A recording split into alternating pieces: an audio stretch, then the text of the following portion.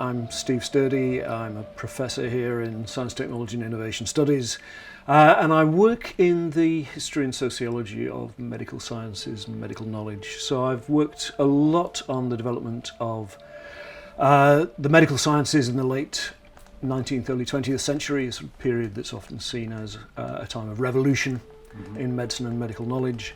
And I'm currently working on more recent developments in genetics and genomics in medicine and healthcare since the 1960s. The infirmary at Lauriston Place replaced an infirmary down near the Cowgate that had previously served that purpose, but which was starting to be seen as both old-fashioned. It had fairly small, cramped rooms and wards. It wasn't particularly well lit, so it wasn't great for teaching, but it also was seen as having problems with cross-infection. It was dirty, it was dark, it was near a notorious Edinburgh slum, and there was a lot of concern that that led to high mortality rates, especially amongst surgical patients, that surgical infection was a big problem. So the new Royal Infirmary at Lauriston Place was built on what was called the Pavilion Plan. This was something that developed in France and then in Britain in the first half of the 19th century, with these big, long, high wards with high windows and high ceilings, so that there were windows on both sides, so you could get a flow of air through to clear out any bad smells and any what was seen to be infectious exhalations from the bodies of the patients, miasmas. Ideas of infectious and epidemic diseases in the 19th century were, before the rise especially of germ theory, were very much tied up with these ideas that dirt, be it dirt in the environment or the dirt of an unhealthy body, gave off exhalations, bad gases called miasmas, which weakened the organism and led to the development of further disease in those exposed to miasmas. The wards were separated from one another by corridors so that minimised the flow of air and dirt between one ward and another. And also importantly, it was a good design for keeping discipline. Nurses were trained to keep discipline amongst the patients, and they could sit at the top of the ward and keep an eye on all the way down all the beds, the rows of beds down either side, and keep an eye on whether any of the patients were misbehaving, whether they were following doctor's orders or not. It was a hygienic environment, both in terms of the way we now think of hygiene in terms of cleanliness, but also moral hygiene. The oversight of morals was quite important there. The hospital was very tied into the idea of Edinburgh as a city with important civic institutions that were part of the life of the city, linking together the sort of charitable aspects of charitable giving by the populace as a whole, but also increasingly as well developing a funding scheme based on contributions from workplaces, a workplace contributory scheme that really took off in the early 20th century, which was almost a form of workplace-based insurance.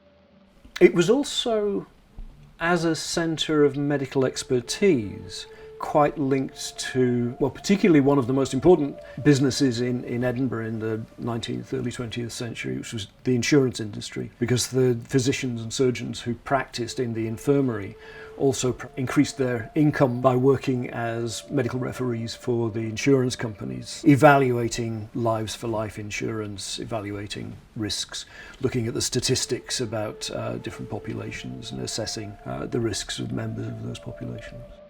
So in the period between about 1900 and 1948, Edinburgh is the biggest medical school in the United Kingdom at that point. The one medical school in Edinburgh has almost as many students attending from around the world, particularly the British Empire, as well as the UK and Europe, North America. As many students as pretty much all of the London teaching hospitals and universities. So it's a very large institution. And the infirmary itself is becoming rather short of space for all of those students to see patients, to start to learn practice. So the infirmary becomes very involved through its contributory scheme with the other medical institutions in the city. So you get the spread, if you like, of the expertise of the Royal Infirmary into the workhouse infirmaries, and access to those the facilities that those infirmaries can offer.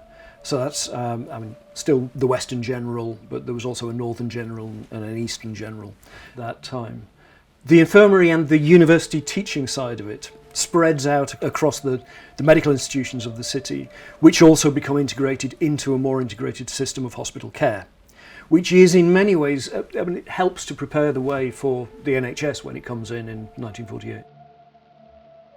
The general ideas of hygiene that are important in the design of the Royal Infirmary in the 19th century, the ideas of opening up the space of the hospital to air and to light and to being able to keep it clean, were an important part of a much bigger ideology of how to build a healthy environment.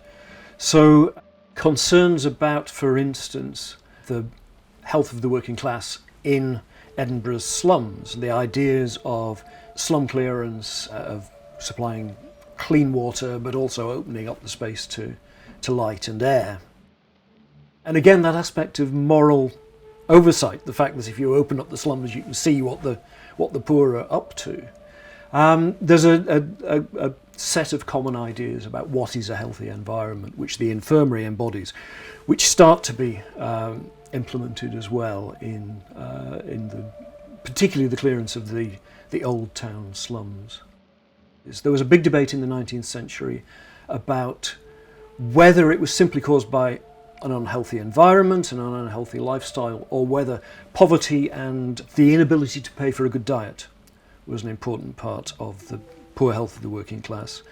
And some of the physicians practicing in the infirmary were also great advocates of public health reform, including improvements in the amount paid to paupers under the Poor Law, so that they could afford decent food to maintain their health, in the expectation that they would eventually be able to get back to work.